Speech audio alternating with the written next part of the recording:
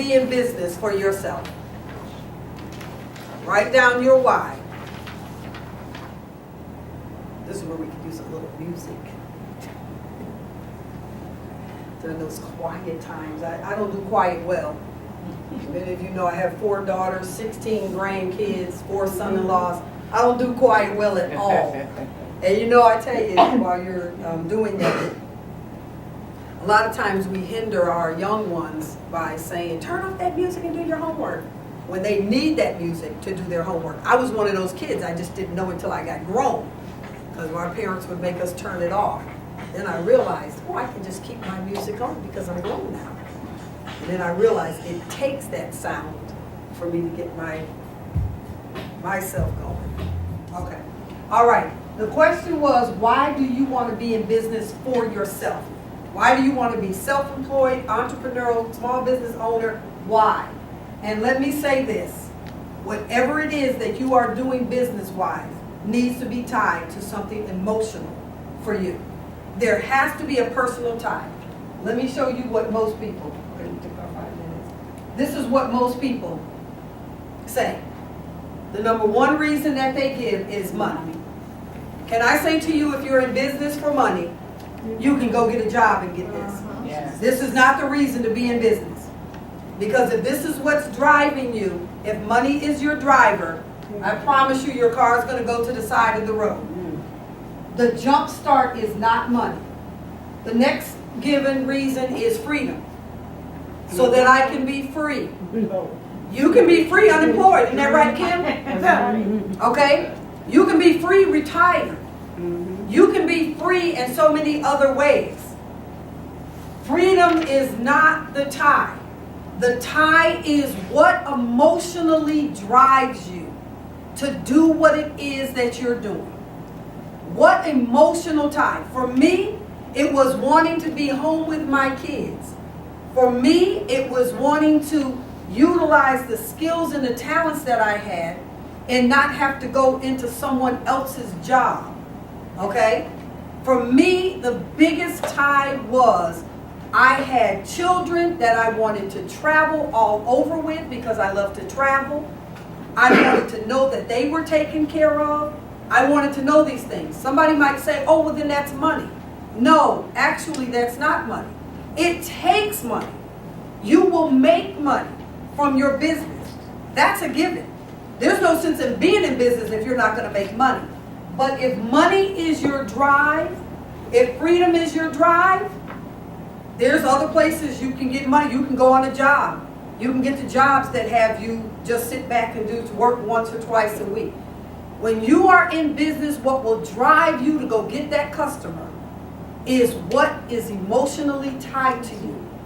The emotional tie of wanting to educate children through books. That's an emotional tie. An emotional tie of having a child say, don't leave me. But then a parent saying they're in good hands. That's an emotional tie. An emotional tie, not wanting even a stray cat to go hungry. That's an emotional tie that would drive somebody. But it's what you are. It's who you are. When you said the key words, that's who I am. It's got to be who we are. If it's something just to make money, you can do anything. I can give you some positions. I can tell you where to go grab some position. It has to be something that emotionally connects you to it. Now, this is what I want us to do. I want us to understand that the next thing we need to do in our business is solve a problem. What problem are you solving? So we're going to take a few minutes, but however, I want to go over these. What would your customer do without your business being in business? What would your customer do? You need to tie that into what problem you're solving. What makes coming to you more sense than doing it themselves? Auntie bakes cakes. And when I tell you, if you've ever had one, oh my God. But what makes her the person to go to? What makes the cookies, Carlotta's cookies, the place to go to without me just baking them myself? Then, how do you make life easier for the person who uses your business or product? How are you making life easier? I'm telling you, if you've ever seen Julie's work, it is phenomenal. And you know how you see something so professional, it's hard to believe a person actually did it. And then you think, a person I know did this? I remember seeing something that she did and I said, oh my God, this is a great, and I'm looking at the concept. And she said, oh, I did that. And I said, what? And you're like sitting here and I know you? It's like, I need you on my team. Okay, and then what knowledge do you have that your customer may not have or may not use? I might know how to go get a cake mix, but am I going to do it? No, I'm not going to do it. This is how you get to the what problem are you solving. So I need you to write that down. We only have a few minutes. 3 minutes tops, Sean, time that. 3 minutes. You don't have to write the questions down. Write the answer down. What problem are you solving? Okay. Very, very quickly. Just very quick. What problem are you solving? No, I just need a problem. Financial problem? Because for the family, because we're not as high as some of the centers around us. Okay, I'm going to talk to you about that. What problem are you solving?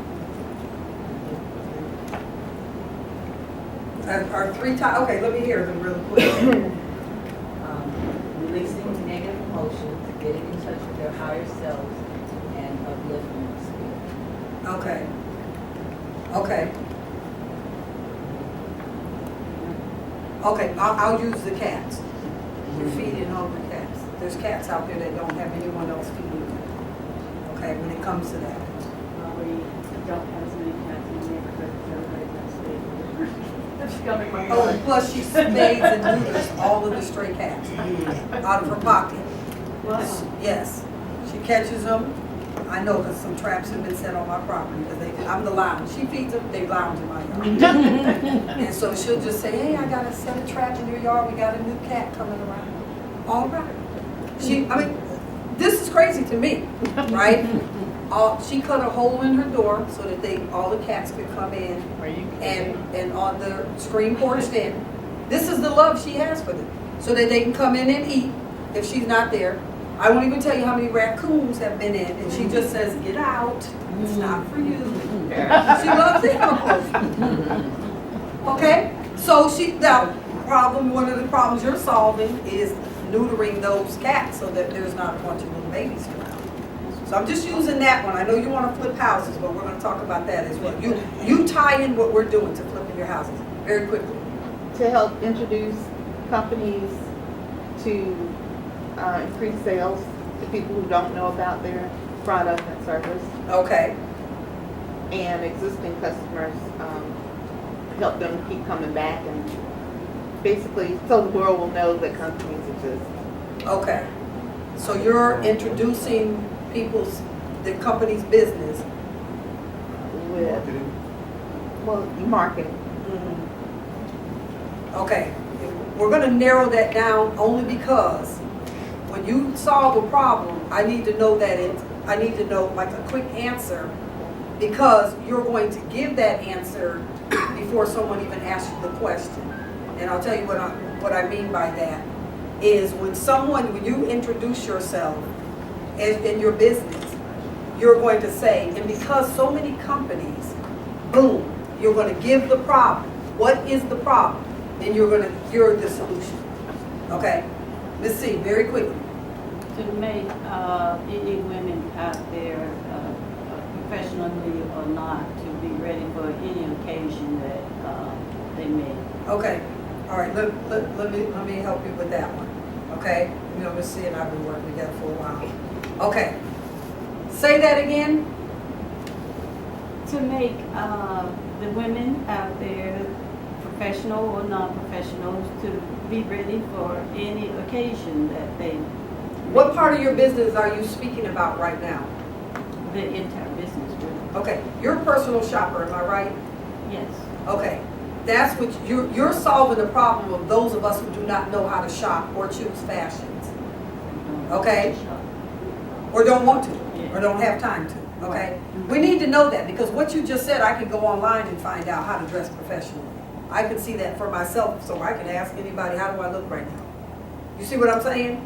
You are solving a problem that needs to step you out of the group of everybody else who does the same thing. Okay? So we need to narrow down the problem. Yes, ma'am. Mine would be to provide a better quality of life. There you go. Yes, ma'am. To help the individuals who do not recognize that life insurance is not just funeral and death, but it also protects yourself, and it's a vehicle to save for retirement as well. Okay. And you're solving the problem because people don't know that. Okay. Donna? To take away stress. Don, I can come over here and get some spiritual uplifting. I can go down to the daycare and get some spiritual encouragement. What do you take? What are you doing? What are you solving problems? What problem are you solving? I'm helping people understand their taxes. You're and not? not be afraid of it. Okay. Let me say this in business. It's a difficult word or sentence when you tell somebody you're helping them. Most people don't think they need help. That's true. And once you tell them you're helping them, you're telling them they have an issue. Yeah. Okay? Most people don't want to hear that they have an issue. What problem are you solving, Donna? Paying their taxes. They're afraid. Most people are afraid of the IRS, and they don't like. So you're doing taking the taxes. fear out of people Mhm. from doing their From their taxes, taxes. right? And are you finding more loopholes than many others are finding? Yes. Okay, that's solving a problem. A problem is some people just push the button, throw in their numbers, push the button, right? And whatever it comes back, it comes back. But you're digging deeper, right? Mhm. So you're digging deeper to find the problems, and you're taking the fear out of people filing their taxes, right? Does that make sense? That makes sense. Yes. Quickly. I'm helping you come back. My purpose is to help you come to your home or business in a stress-free environment. Okay, I want you to use another sentence other than the word help. Okay? Say it again. My Say, purpose okay. is to, Just leave the word help out. my purpose is to, Say it with the word help, and I'm going to help you. You uh, like that? my purpose is to help you return back to a stress-free environment, home or environment. Okay, my purpose is to return you back to a stress-free. stress-free. Yeah, Oh, take the okay. word help out. Okay. Because I write picture books, I mean, it's a picture book. The opportunity for children of color to see themselves in text is my number one reason or part of it. And the need for children to hear and be entertained through reading. Because what is the problem? There are not enough books with children of color. Right, but, right. So what is the problem? What's the problem? If there's not enough books, what's the problem? That more books need to be written. Lack of ethnic books. But what's the problem? What's the problem with that? Well, people, There's not. You've already said it. yeah, people are looking for books with I wasn't looking for one. What's the problem? You said it at the beginning. I could say it for you, but I the want you opportunity for children of color to, to be able to identify with this character who's also like them. they can see themselves Yeah. in the book. Right. That's a problem. That they can't see themselves when they open books. That's a problem. They can open books. They can see John run or what's see. What was it? Who was it? Was it John? No, you know you're right. Yeah. Okay. They can see that. They can see it's a little kid. So they can identify that, this, but they don't see the color, so they don't see each other. That's a problem, okay? So creating the book is creating problem, is solving the problem. The problem is they don't see themselves or identify with who they send the book, which is a major problem. It's a problem for adults. Listen now, it's a problem for adults. There was a time where we didn't see ourselves, African Americans did not see themselves on what? Ski teams, They didn't see themselves swimming. They didn't see themselves. Gymnastics. The toys. Gymnastics. Gymnastics. I mean, Ice now dancing. we're almost at the top of every game. Yeah. However, that was such an extraordinary thing that what? I know my mother, if anybody African American was on TV, turn on channel Right, such and that's such. right. Because we didn't identify. And now you're right, it's a problem because you don't see it in books. The identification, okay? Yes. What problem are you solving? Because you got a lot of stuff. I'm gonna talk to that I'm about just gonna stick to one situation. Bridging the gap. Bridging the education gap from financial ignorance.